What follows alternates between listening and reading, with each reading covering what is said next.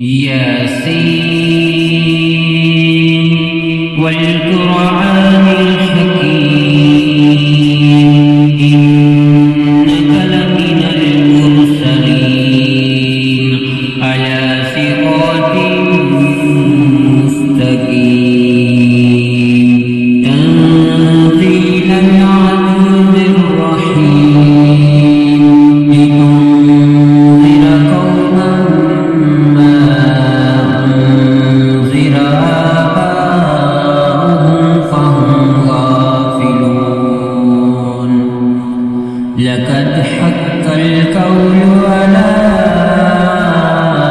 أكثرهم فهم لا يؤمنون إنا جعلنا في أعناقهم أغلالا فهي إلى الأذقان فهم مقمحون وجعلنا من بين أيديهم سدا ومن خلفهم سدا فأغشيناهم فهم لا يبصرون وسواء عليهم أأنذرتهم أم لم تنذرهم لا يؤمنون إنما تنذر من اتبع الذكر وخشي الرحمن بالغيب فبشره بمغفرة وأجر كريم إنا نحن نحيي الموتى ونكتب ما قدموا وآثارهم وكل شيء أحصيناه في إمام مبين واضرب لهم مثلا أصحاب القرية إذ جاءها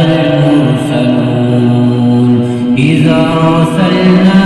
إليهم اثنين فكذبوهما فعززنا بثالث فقالوا إنا إليكم مرسلون قالوا ما أنتم إلا بشر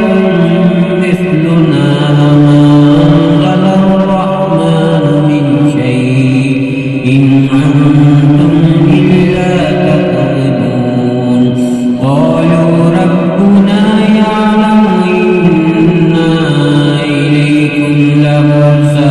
لمرسلون فما علينا